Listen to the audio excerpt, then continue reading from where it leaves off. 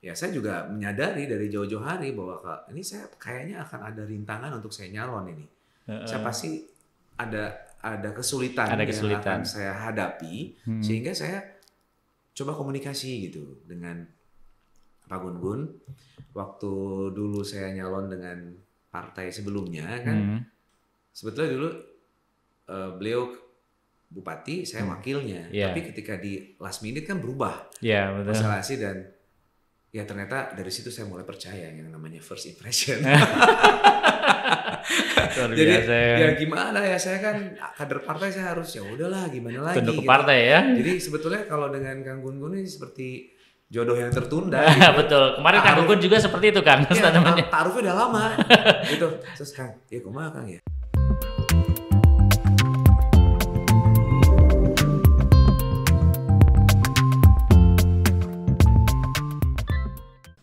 Assalamualaikum warahmatullahi wabarakatuh. Hari ini kita kembali hadir dengan podcast Ayo Talk dari Ayo Bandung, dan pembahasan kita kembali lagi soal pilkada. Memang sekarang lagi seru-serunya, lagi rame-ramenya, lagi semua calon siap tempur karena waktunya 2 bulan lagi nanti kita pemilihan di bulan November. Dan saat ini Ayo Talk menghadirkan salah satu narasumber yang beliau sudah 1 periode menjabat sebagai Wakil Bupati Bandung. Kemudian sosoknya public figure yang mungkin kalau Anda semua hidup di sudah dewasa tahun 2000-an mungkin sudah cukup familiar dengan karya-karya beliau di dunia musik lah ya. Ada lagu yang cukup dikenal, kemudian ada karya-karya di sinetron dan film juga cukup dikenal sampai saat ini kayak gitu. Tidak berlama-lama saya perkenalkan Syahrul Gunawan. Assalamualaikum. Waalaikumsalam warahmatullahi wabarakatuh. Damang Kang? Alhamdulillah sehat. Alhamdulillah. Mugi Kang oge sehat. Amin Kang, amin. Sehat berkah sadayana. Amin ya rabbal alamin. Luar biasa Kang. Walaupun sudah saya masih ingat Kang, masih SMP deh. Ngelihat sinetron Akang Jin and Jun ya kalau nggak salah ya. Berarti saya menghiasi masa kecil Akang. Nah itu makanya. Tapi kok kalau ngomong perwajahan kok Akang kayak lebih muda ya? Oh, salah. Berlindung di balik kacamata. Okay. Kerutan mata. Tapi apa nih Kang sebenarnya tipsnya kok bisa tetap segar, kelihatan muda nih Kang, luar biasa nih. Nggak ada sih Kang, saya juga makan nggak dijaga juga. Oke. Saya masih keneh. Segala bisa masuk gitu. lah ya. Iya, dan saat ini paling jogging aja. Jogging. Gitu. Sampai berapa kilo Kang? Ya. Paling di treadmill aja. Ya oke. 30 menit. 30 menit cukup ya. Kalau memang waktunya mendesak gitu, tapi biasanya sih sampai 1 jam gitu. Sambil masih bisa beraktivitas sebetulnya. Bisa sambil dengerin musik atau mempelajari nanti bahan-bahannya, materi pembicaraan misalnya. Kalau misalnya saya mau ngisi acara di kampus misalnya, bisa sambil tuh. Di tengah kesibukan masih bisa ya Kang ya. Double activity. Luar biasa Kang, tapi terbukti ya cukup muda sampai sekarang. Kang ngomong-ngomong kita akan nyalon lagi sebagai calon. Sekarang bupati ya Kang ya. Kemarin kan wakil bupati nih. Bupati. Sekarang calon bupati ya Kang ya. Itu doanya Kang Arif. Amin Kang. Mudah-mudahan Kang dilancarkan semuanya. Tapi Kang, jadi mungkin banyak pertanyaan juga dari masyarakat gitu ya. Ketika Akang sekarang kemarin udah sebagai wakil bupati, sekarang nyalon sebagai calon bupati ya Kang Kabupaten Bandung. Kalau boleh cerita Kang sebenarnya, Akang dulu kan sebagai public figure, seniman kayak gitu ya Kang ya, kemudian menjadi birokrat gitu.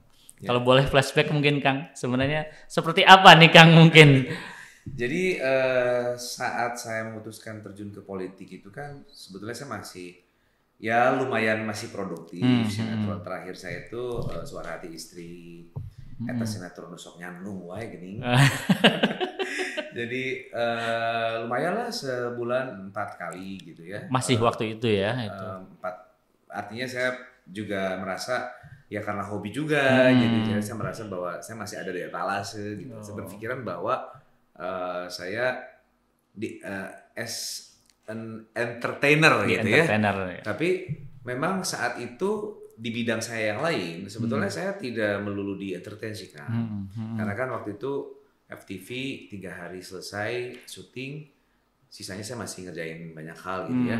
Saya di bisnis juga, kemudian saya juga punya yayasan sekolah pendidikan Al-Hikmah di Ciawi Bogor dari tahun 2003 kalau itu. Sampai sekarang masih alhamdulillah. Jadi ketika ada kesempatan untuk masuk ke wilayah kegiatan sosial kemasyarakatan yang skupnya lebih luas ya, saya merasa kalau saya tolak berarti saya tidak bersyukur gitu ya. Lalu saya ikut masuk karena saya di-hire oleh partai politik gitu ya. Tapi memang bukan hanya sekedar bagi saya sendiri, saya memanfaatkan popularitas saya sebetulnya. Ya dari partai politik ataupun dari pihak-pihak lain yang memang memanfaatkan popularitas saya, ya itu jadi value saya lah ya. Tapi bagi saya sendiri memang ada keinginan gitu untuk bisa masuk ke wilayah yang berbeda ya. Dan ada kaitannya juga antara politik dengan bisnis ya. Karena saya mengalami juga dalam usaha saya ternyata ada kaitannya dengan regulasi. Dan kayaknya menarik nih kalau saya ikut masuk dan saya jangan apolitis juga gitu. Artinya ya kemudian saya masuk dalam kontestasi itu 2020 ada pilkada ya dan terpilih. Ya ketika masuk itu memang saya ingin all out. Tapi memang ya itulah dinamika politik ya. Sehingga pada akhirnya saya merasa bahwa saya belum optimal. Buah pemikiran saya belum bisa terimplementasikan sehingga hanya menjadi catatan-catatan gitu ya. Dan memang ya no choice, kita harus ada di top leader ternyata gitu. Berarti artinya kemarin kurang dikasih peran gitu maksudnya Kang? Bisa dibilang seperti itu. Tapi bagi saya sih ya ini bagian dari perjalanan saya lah. Ya semua juga ada hikmahnya. Mungkin dengan begitu saya jadi seorang politisi baru yang fast learner gitu. Mungkin kalau tidak ada kejadian seperti itu, saya tidak memotivasi diri saya untuk bisa belajar cepat. Dan sampai dengan hari ini, sampai ke titik ini, saya bisa mendaftar dan akhirnya menjadi salah satu paslon gitu ya. Bahkan head to head dengan incumbent ya. Gitu ya. Kita masih satu, tapi kan saya kira dalam berdemokrasi ya apapun bisa terjadi. Hal yang biasa ya Kang ya, seperti itu. Kalau bagi saya sendiri alasannya itu. Dan memang ya saya meyakini bahwa semua paslon itu ingin melakukan yang terbaik lah dengan versinya. Nah, saya ingin menjadi bagian opsi dari masyarakat untuk memilih begitu. Tapi Kang dengan posisi Kang yang kemarin wakil kemudian sekarang menjadi mencalonkan sebagai calon bupati sendiri gitu.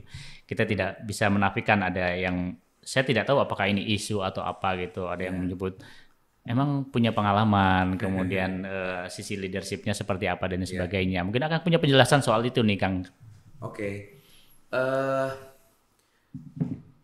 Awalnya saya berpikir begitu. Jadi experience saya yang masih total 4 tahun berarti ya dengan masa kampanye saya masuk ke politik.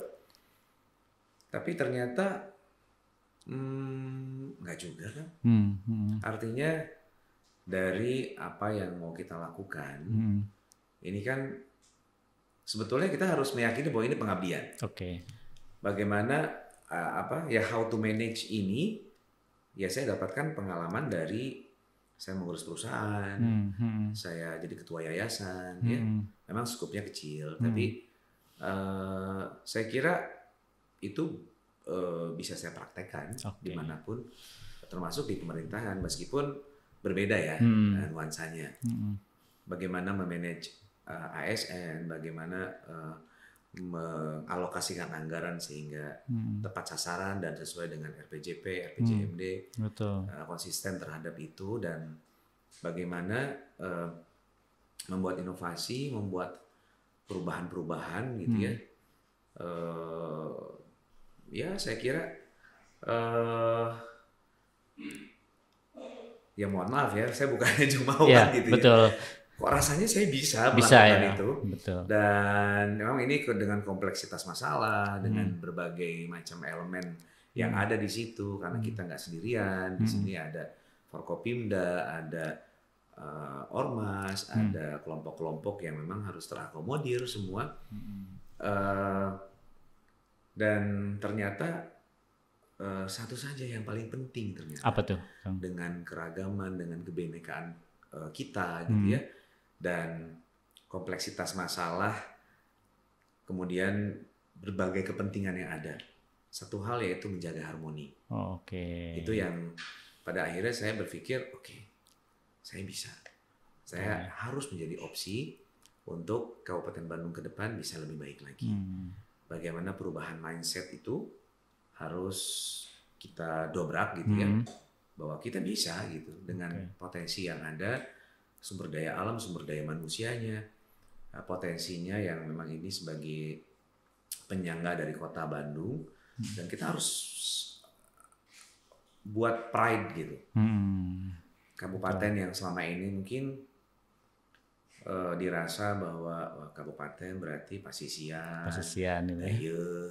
lembur gitu ya, itu justru harus dioptimalisasikan dengan manajemen yang baik, dengan iklim investasi yang baik, dengan iklim pariwisata yang baik. Betul. Dengan bagaimana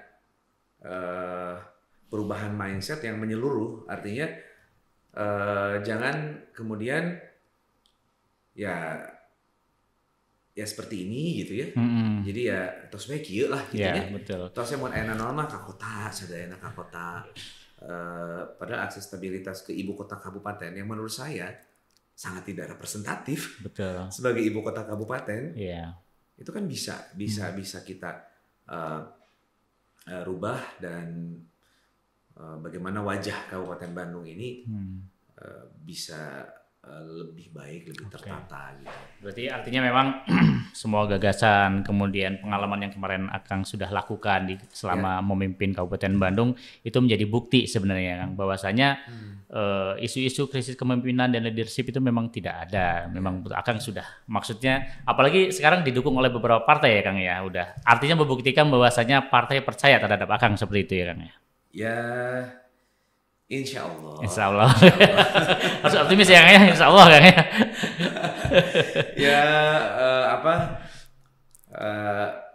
justru saya ingin membuktikan bahwa kalau saya diberikan ruang, saya bisa melakukan sesuatu. Dan yang terpenting dalam hal kepemimpinan itu adalah bagaimana bisa bekerja dan bekerja sama. Kalau hanya orientasi bagaimana kekuasaan berikutnya, saya kira itu yang kemudian keluarnya jadi segala sesuatu dipolitisasi. Harus dipolitisasi dan bagi-bagi kursi jadinya nanti ya, Kang ya. Ya itu hal yang lumrah ya. Artinya itulah politik gitu. Tapi bagaimana kita di eksekutif sebagai pemegang anggaran, sebagai operator dari keseluruhan yang ada di masyarakat, yang dimana berbeda dengan legislatif yang spesifik. Kalau eksekutif itu kan tiba rojol dugi kapupus nah gitu. Betul. Harus kita pikirkan, dan kaitannya dengan bagaimana porsi anggaran, dan sunatullah ya, kebutuhan akan selalu lebih besar daripada kemampuan. Nah, bagaimana nantinya pemerintahan yang baru nanti, siapapun pemimpinnya nanti, itu harus fokus kepada peningkatan PAD. Bagaimana membuat satu iklim yang baik sehingga ada trust dari pihak-pihak yang ingin masuk ke Kabupaten Bandung, baik investor lokal maupun luar. Ya niat saya dan Pak Gun-Gun ya satu saja, hoyong merenahan, ingin bebenah Kabupaten Bandung ya. Permasalahan-permasalahan ini kita cari solusi, dan apa yang sudah baik saat ini ya kita harus buat lebih baik lagi. Apa yang masih kurang kita evaluasi, kita harus perbaiki gitu. Tapi memang kan kalau ngomong Kabupaten Bandung itu luar biasa persoalannya, Kang ya. Banyak sekali. PAD-nya juga mungkin kalau dibilang belum maksimal ya. Masih banyak sebenarnya yang bisa diserap gitu. Betul. Kemudian masalah banjir, kemudian masalah kemacetan, kemudian ada lagi masalah sampah yang selalu menumpuk gitu Ya, di rumah saya gitu Kang. di mana Kang Bumi? Saya di Cilengkrang Kang. Oh, Cilengkrang. Ya, salah satu kabupaten yang ada di ujung kabupaten Kang. Nah, artinya persoalan-persoalan itu nanti Akang sudah punya solusinya gitu mungkin ke depan? Solusinya sebetulnya gini ya. Kalau untuk terkait dengan sampah lingkungan itu bagaimana kita coba merubah perilaku. Selama kita hidup, ya kita memproduksi sampah. Oh, betul. Nah, bagaimana kalau kita lebih kepada bagaimana mengedukasi masyarakatnya ya. Masyarakat, menjadikan ruang-ruang media-media itu jadi pengingat ya bagi masyarakat untuk menjaga lingkungannya. Saya kira sulit kalau misalnya itu menjadi program tapi di ruang-ruang yang ada sekarang kan handphone orang udah pegang semua. Betul. Terus kemudian videotron ada di mana-mana. Kalau kaitannya dengan hanya politis saja gitu, rasanya juga tidak menyentuh kan. Nggak ada salahnya saya kira OPD-OPD terkait yang harus kita terus edukasi ya di masalah pendidikan, kesehatan, lingkungan, buat ada video edukasi misalnya. Dan dari hulu ke hilir sebagai distribusi bantuan program sampai dengan ke tingkat desa, saya kira ini perlu digalakan. Selain itu perlu pemanfaatan teknologi agar sampah itu habis di wilayah. Dan Kabupaten Bandung dengan luar biasa ya, 3,8 juta penduduk, 280 desa kelurahan, 1.762,4 km persegi. Luas kan sekali ya. Ada koneksitas ya, kalau misalnya semuanya ke infrastruktur habis anggaran. Betul. Tapi bagaimana kita memanfaatkan teknologi untuk kita bisa meng-capture setiap kebutuhan yang ada di masyarakat, mana yang jadi prioritas. Dan kita harus mencoba menggait pihak-pihak luar dengan adanya pentahelix itu kan, itu bukan hanya jadinya lip service ya, tapi kita real gitu, kita real melibatkan mereka melibatkan semua pihak. Terkait dengan lingkungan, saya kira juga harus coba melibatkan kota kabupaten sekitarnya, seperti di Kopo. Kan agak ada egosentris ya. Ini perbatasan kota, kabupaten, ini banjir teh kedah kumaha. Selain memang perlu adanya kolam retensi nanti di Marga Asih yang saya pikir ya, tapi belum dengan kajian yang lebih lanjut. Juga ya perlu ada perbaikan drainase gitu ya. Sekarang kan di Andir, Balai Endah ada kolam retensi, tapi tidak dibarengi dengan bagaimana penataan, pembenahan drainase di sekitar sehingga situnya tidak mengalir dan mengambang di jalanan, tapi mengalirnya adalah ke danau retensi gitu. Jadi apa yang sudah dilakukan oleh pemerintah pusat dengan adanya danau retensi harus dibarengi juga dengan program dari pemerintah yang real. Ini untuk lingkungan dan harus komprehensif saya kira dari setiap program yang akan dilakukan. Dari program nantinya itu dengan program Bandung Beberes ya, Bandung Bersih, Bebas Sampah dan Banjir. Kemudian juga ada Tamasya, Taman Kota Asik dan Fasilitas Publik Menawan. Itu jadi, menata taman maksudnya kan? Taman. Jadi kita ingin di setiap kecamatan itu ada alun-alun yang sudah ada ditata ya. Bagaimana dari secara ekonomi kita buat pasar menawan ya, banyak sekali permasalahan-permasalahan yang belum selesai yang menjadi warisan dari sebelumnya sebelumnya kepemimpinan sebelumnya, dan ini mau kapan beresnya gitu ya. Nah ini harus ditata, dan bagaimana masyarakat ini juga merasa bahwa mereka terlayani dengan baik. Mereka dipikirin oleh pemerintah. Dengan bagaimana penataan. Waktu itu pas awal-awal masa menjabat itu saya kan sempat berpikiran bahwa Banjaran itu etalasenya Kabupaten Bandung ini ya. Tapi kondisinya harus diberesin, saya sudah sempat ngobrol dengan komunitas para pedagang gitu. Kalau misalnya dibuat koperasi terus nanti semuanya ngambil barangnya di koperasi, ini kan dari kita untuk kita, semuanya sudah antusias. Tapi ya apalah daya saya ya untuk saya bisa masuk, bagaimana penataan dan bagaimana mengakomodir pihak-pihak yang terkait dalam pembenahan pasar sampah gitu ya, sehingga sampai dengan saat ini hanya menjadi catatan bagi saya untuk nantinya saya bisa lakukan terobosan gitu ya. Nah ini yang kemudian menginspirasi saya, memotivasi saya untuk saya ikut dalam kontestasi ini. Dan ya alhamdulillah Allah berikan jalan, kemudahan dengan secara konstelasinya itu ternyata saya bisa untuk mendaftar. Saya dan Pak Gun-Gun sudah ya berniat ya. Insya Allah tidak hanya menjadi semata-mata niat, tapi niat yang sungguh-sungguh atau azam.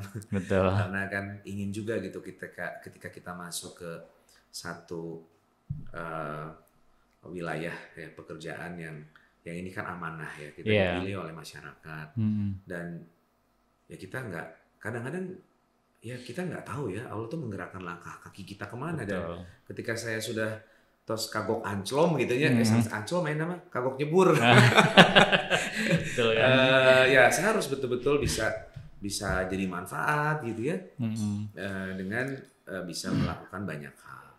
Tapi Kang, kalau ngomongin soal kagok nyebur nih Kang ya, kan mungkin secara public figure siapa sih masyarakat yang nggak kenal Kang Sahrul Gunawan lah ya, mungkin seperti itu. Kemudian kemarin sudah memimpin di Kabupaten Bandung. Tapi pertanyaannya kan, emang Akang nggak tertarik misalnya naik ke provinsi gitu, nyalon gubernur, atau mungkin ke kota gitu Kang ya, ketimbang di Kabupaten Bandung, misalnya di Kabupaten Bogor, yang itu juga mungkin banyak catatan juga nih di masyarakat nih. Kenapa Kang Sahrul nih nggak nyalon di Kabupaten Bogor aja nih? Gimana nih Kang? Iya, jadi nyambung lagi tadi, waktu itu saya pernah ya, tahun 2004, waktu itu bahkan sampai mau berkompetisi dengan Bima Arya. Waktu itu dari PKS waktu itu ya. Ahmad Ruhyat ya. Saya masih ingat itu. Itu ayah saya yang memang dia ada ini politik. Saya masih yang apaan sih, udah ada yang ngurusin gitu ya. Termasuk saya apolitis kan. Waktu itu ya. Waktu itu saya nggak mau ribet dengan urusan politik. Mendingan saya bisnis aja, mendingan saya syuting aja. Dan saya nggak mau, udah dipaksa-paksa saya nggak mau. Waktu itu PKS nggak harus koalisi dengan siapapun, cukup kursinya, dan saya sudah beberapa kali ketemu, tapi belum dapat feel-nya gitu. Nah tapi ketika 2004 apa 2014 ya, 2004 sih ya. 2004 waktu itu. Iya. Nah waktu ada kaitannya dengan usaha saya lah, dengan bisnis saya waktu itu saya jadi bagian humas di asosiasi travel umroh haji. Nah waktu itu sebelum kasus First Travel tuh kami berjuang setahun sebelumnya bahwa harus ada undang-undang harga minimum karena kita tahu dapurnya. Tapi sampai dengan akhir itu dengan ya ke Kementerian Agama, ke Dirjen, ke Komisi 8 DPR RI, kami disurati bahwa harus ke Komisi Persaingan Usaha. Ya sudahlah, usaha sudah dijalankan sebagai lembaga tertinggi pembuat undang-undang, tidak helpful ke kita gitu ya waktu itu saya berpikir. Tapi kan saya kira ada hal-hal yang mungkin menjadi pertimbangan yang kami belum paham gitu ya. Nah setahun setelah itu meledaklah kasus yang menghebohkan itu Indonesia ya, dengan 50.000 jamaah umroh nggak bisa berangkat. Itu yang luar biasa waktu itu dan ada kekecewaan saya karena ketika saya melihat konferensi pers dari Kementerian Agama, warga masyarakat Muslim semuanya sabar, ikhlas. Sebenarnya banyak seurnu parupus ya teh ngeunah we gitu ya. Ya punten bisa nih mah. Mulai itu saya terpikir tuh. Betul. Mulai saya terpikir untuk masuk ke politik ya, dan saya masuk ke partai politik sampai dengan sekarang. Jadi oleh partai politik saya ditugaskan untuk masuk ke kontestasi di 2020 di Kabupaten Bandung. Di Kabupaten Bandung. Berarti itu memang amanat dari partai politik gitu ya Kang? Betul. Ya? Nah itu saya sih berpikir begini ya, dimanapun saya ditugaskan, kok masih Jawa Barat kene? Saya orang Sunda, bapak saya asli Bogor, gitu ya, dan mama saya punya banyak kerabat di Tasikmalaya, Ciamis, ada di Lewidahu, Cimaung, ya di Cinunuk, ya sudah Bismillah gitu.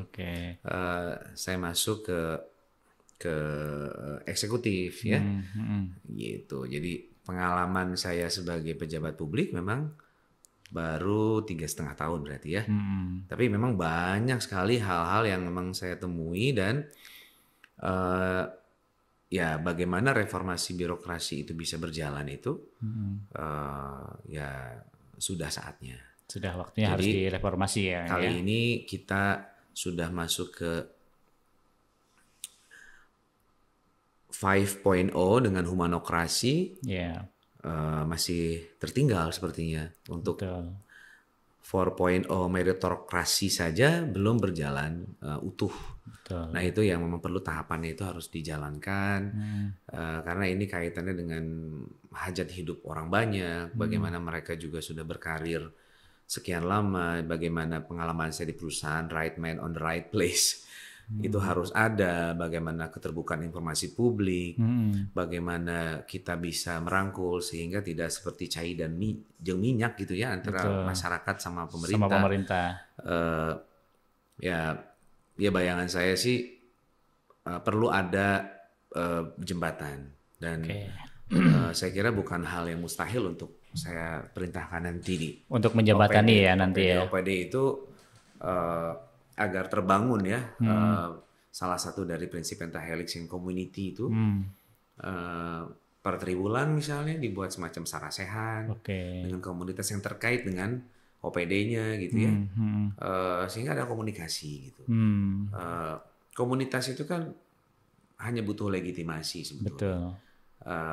Apalagi kalau misalnya IO ya, saya background saya di entertain ya. Mereka bisa cari duit sendiri, cari sponsor gitu.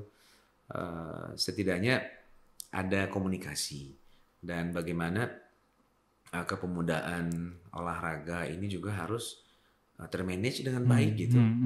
Saya melihat Jalak Harupat itu adalah aset sebetulnya. Aset luar biasa ya. Bagaimana tidak membebani APBD, kita perlu sosialisasi untuk itu dan saya punya mimpi Jalak Harupat itu harus jadi seperti miniaturnya GBK. Ada perubahan kultur, bagaimana mungkin juga dari kota bisa ditarik gitu. Dengan aksesibilitas keluar kota Waringin cukup representatif, dan ada UMKM di situ sehingga bisa lebih hidup. Bagaimana diberikan fasilitas-fasilitas motocross misalnya di belakang sehingga ya kebutuhan wae di pas keluar tol soreang rudet. Jadi di situ kan sekalian ya satu tempat kan ruang gitu ya. Jadi hidup semua. Kemudian sudah layak juga untuk dibuat SKO ya, sekolah olahraga. Saya pernah lihat juga pernah survei lah di Ragunan gitu dengan kita ini seperti lumbungnya atlet-atlet di Jawa Barat. Nah, saya kira sudah pas itu waktunya untuk kita bisa lebih geliatkan lagi olahraga. Berarti sangat mungkin ya Kang ya itu bisa diterapkan di Stadion Jalak Harupat di Kabupaten Bandung. Artinya dengan yang ada kita bisa manfaatkan lebih. Adanya GBS Gedung Budaya Sabilulungan ya kita bisa lakukan banyak hal agenda-agenda misalnya sehingga masyarakat nyaman untuk bisa menggunakan fasilitas itu dan bisa meningkatkan PAD juga kan. Betul Kang, betul sekali itu Kang. Kelihatannya Kang chemistry-nya sudah luar biasa erat lah ya dengan Kabupaten Bandung gitu ya. Walaupun mungkin baru 3,5 tahun ya Kang ya. Iya betul. Tapi keluarga juga sekarang udah ada di sini ya Kang ya. Ya Kang Jodena orang Cileunyi. Orang Cileunyi Kabupaten Bandung. Jadi memang tos ya sudah takdirnya gitu ya bahwa memang saya harus menjadi bagian dari Bandung dan saya merasa bangga Betul. Saya merasa bangga. Betul, saya lahir besar di Bogor. Sebagai orang Sunda juga saya merasa bahwa saya harus membangun Jawa Barat ini. Betul. Dan Kabupaten Bandung ini ternyata luar biasa kan. Luar biasa. Ya, Kabupaten Bandung tuh induknya gitu. Indungnya Bandung. Indungnya kan? Bandung memang Indungnya kita dulu dari Bandung situ. Betul. Yang memang ya kita harus jaga, rawat 31 kecamatan yang memang potensinya luar biasa baik di pariwisata, pertanian, kemudian juga industri, ada pengembangan ekonomi baru, Tegaluar. Belum lagi nanti kalau ada Cigatas itu nanti akan lebih bisa berkembang nanti aksesnya bisa di lebih Kamojang yang perbatasan dengan Garut. Betul. Saya kira ini potensi yang luar biasa. Dan Kabupaten Bandung ini Kang ternyata tambang emas Kang. Oh gitu. Tambang emas. Maksudnya emas seriusan atau emas? Tambang emas pariwisata. Oh, oke, betul itu. Jadi sana seru ya Mas. Makanya saya sempat pikir emas di mana nih Kang? Karena memang masih banyak sekali potensi dan yang belum tergarap ya Kang ya di situ. bagaimana kehadiran pemerintah ini bisa juga lebih melakukan sinergi dengan stakeholder yang ada, dengan PTPN, dengan Perhutani, yang memang di situ banyaknya ya lahan-lahan untuk pariwisata. Saya kira perlu ada komunikasi yang efektif untuk bisa saling bersinergi. Dan di wilayah timur juga saya kira kalau pengelolaannya juga serius gitu ya, ada keterlibatan kita di situ ya. Bagaimana kita juga ikut mempromot dan potensi yang artinya ada di situ ekosistemnya juga kita bentuk ya, ekosistem di pariwisata. Itu Cicalengka ke atas itu masih cukup potensial gitu. Tidak hanya di selatan sebetulnya, di timur juga masih sangat potensial untuk digarap. Gitu. Kang, kalau cerita Kabupaten Bandung ini kan luar biasa ya Kang, banyak cerita ini itu cerita-cerita yang bagus, kemudian termasuk potensi dan sebagainya. Tapi sebenarnya Kang, kalau bagi Kang sendiri mungkin ada suatu hal yang spesial nggak sih Kang Kabupaten Bandung kayak gitu mungkin selama Kang di Kabupaten Bandung lah ya kayak gitu. Yang spesialnya, ya. Apa ya yang spesialnya? Kalau di Kabupaten Bandung itu gini ya Kang ya, yang menarik itu besar potensinya, APBD 7 triliun, tapi belum sampai dirasakan betul-betul minimal kebutuhan mendasar, gitu. Kalau sekarang kita tahu bahwa polemik mengenai guru-guru, kesejahteraan guru, ya itu lebih kepada bagaimana kemampuan kita mengurai permasalahan. Saya dan Kang Gun-Gun mencoba menganalisa dan ternyata aman kan? Kalau kita coba untuk mengurai itu, kenyataan yang ada bahwa kemampuan membayar masyarakat untuk sekolah itu hanya 30%, dengan kita membebaskan SPP, anak-anak sekolah dari SD sampai SMA, baik yang negeri maupun swasta, termasuk yang MTS maupun MA, ini akan berimplikasi ke hal-hal yang lain. Kesejahteraan masyarakatnya, kesejahteraan guru-gurunya, karena BOP sekolah aman, guru-guru setiap bulannya lancar karena tercover oleh pemerintah gitu ya. Minimal kebutuhan mendasar dulu. Kalau misalnya kita mengelakkan itu, nggak akan terurai masalah-masalah yang ada. Itu salah satu program dari 17 program yang mau kita lakukan, meskipun belum seluruhnya utuh, masih dalam kajian-kajian.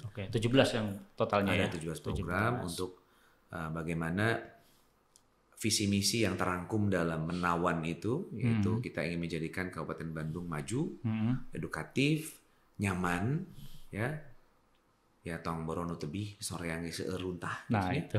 Jadi pengelolaan sampah ini juga memang harus serius. Kemudian juga agamis, ya bagaimana di setiap sudut Kabupaten Bandung pondok pesantren ini kita juga bisa melakukan penataan. Oke. Dan bagaimana program yang saat ini yang sudah sangat baik yang kita jalankan di pemerintahan yang saat ini, di mana saya juga ada di situ. Iya, betul. Di mana Pak Gun-Gun juga waktu itu dari PKS juga pernah yang mengusulkan insentif guru ngaji dan sangat dirasakan. Hanya memang perlu ada penyempurnaan bagaimana pendistribusiannya, bagaimana lebih tepat sasaran dan tidak dipolitisir gitu ya. Kita bisa melibatkan dengan pemanfaatan teknologi ya. Sampai kepada RW ya, sampai kepada kita bisa melihat kebutuhan di wilayah, sehingga pendidikan yang secara umumnya keagamaan terpenuhi ya, dan juga secara non formilnya berada di madrasah itu juga tepat sasaran. Bisa tepat sasaran. Jadi sesuai dengan kultur wilayahnya. Bahkan kita juga akan meningkatkan anggaran terkait dengan hal itu. Kemudian wibawa, kita harus mengembalikan kewibawaan pemerintah, marwah pemerintah itu harus dijaga. Bagaimana tata kelola pemerintahannya harus baik, bagaimana layanan publik ini harus baik. Betul. Dan secara ekonomi kita juga membuat regulasi yang lebih tepat ya, bagaimana percepatan izin, kemudahan orang untuk berinvestasi gitu ya. Bagaimana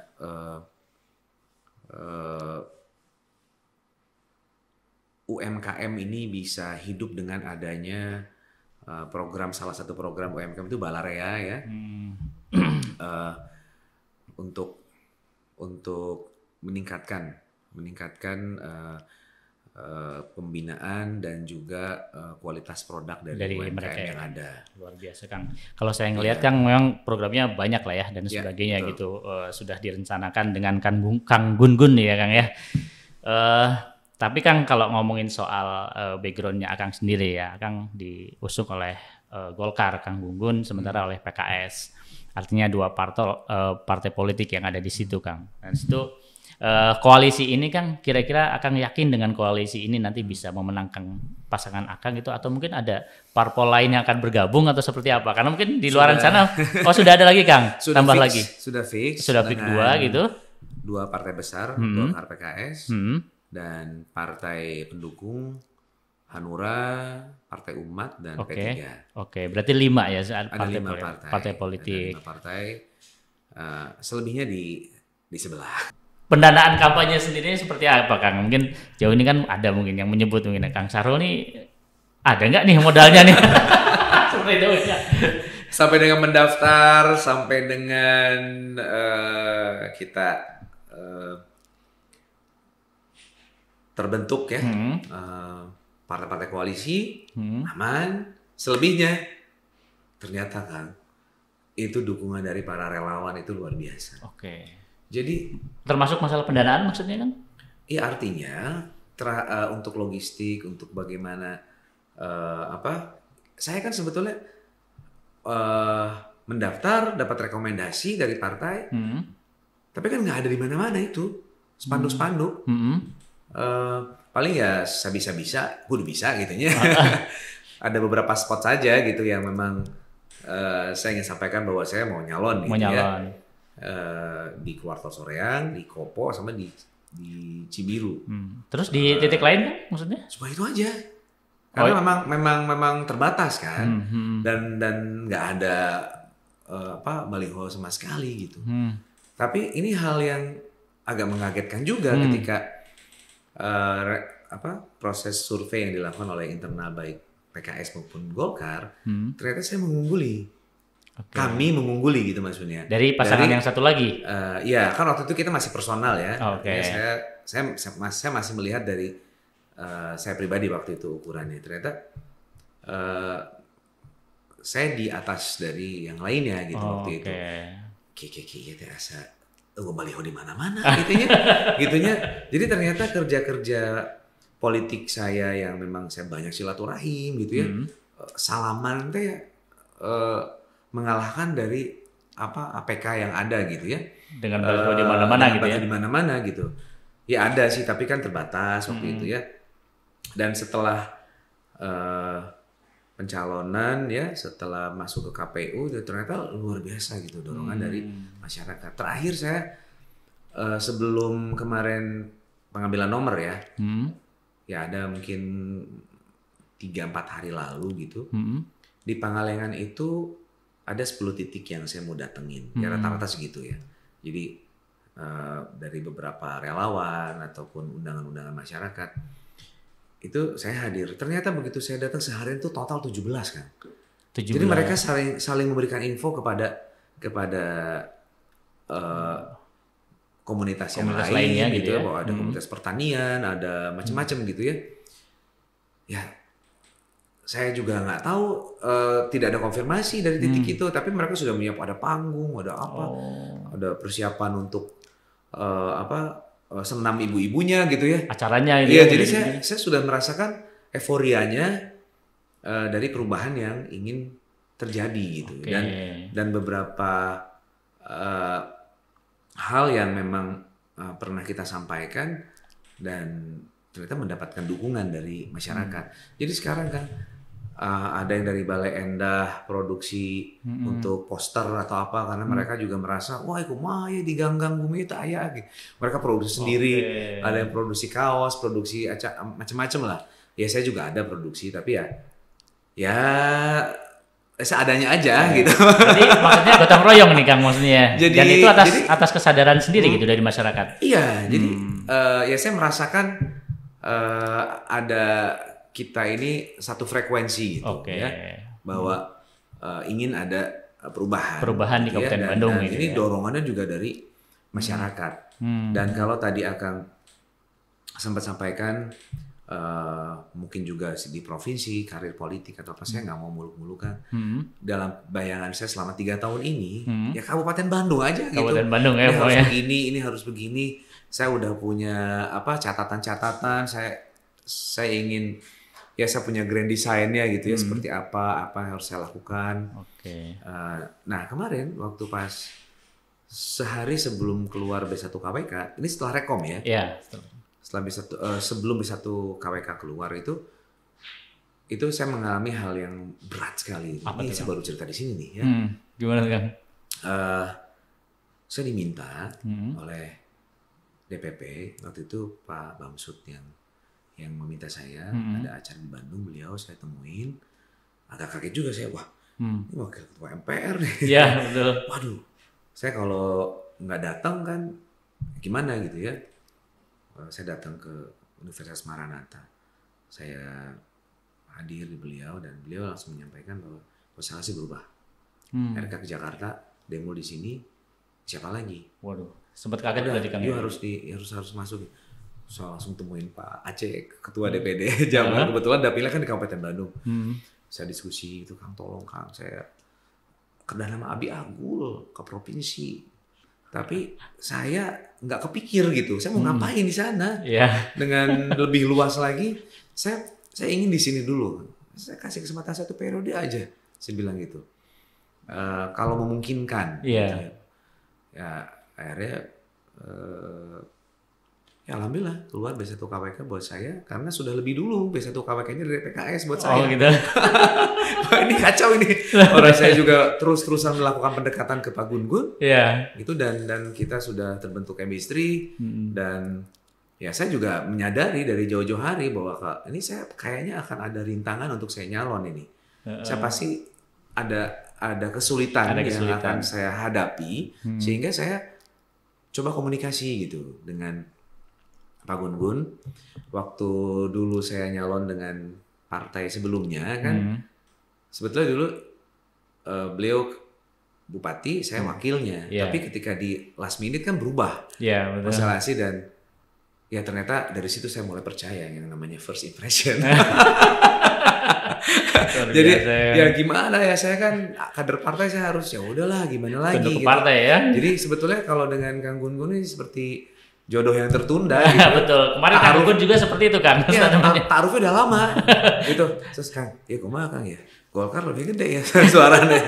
Salah apa ini 7. Wayana ya. Nggak mungkin Golkar di posisi nomor 2 gitu, saya bilang gitu. Tapi ya ini kan kita ini kan hanya masalah penomoran saja. Kita sadari bahwa di Kabupaten Bandung dengan kompleksitas masalahnya nggak bisa sendirian. Betul. Kita harus bisa bekerja dan bekerja sama. Dan bersama-sama ya Kang ya. Betul. Dengan jobnya masing-masing kan ya. Iya betul. Masuk ke wilayah ini pun kan saya juga mempelajari ya bagaimana pembagian kewenangan gitu ya. Ya panjang lah kalau saya cerita. Tapi intinya adalah sampai kepada bagaimana kami berkoalisi. Sempat ada partai yang lain juga waktu itu. Oh sempat ngerayu-ngerayu gitu. Tapi saya nggak tahu ya.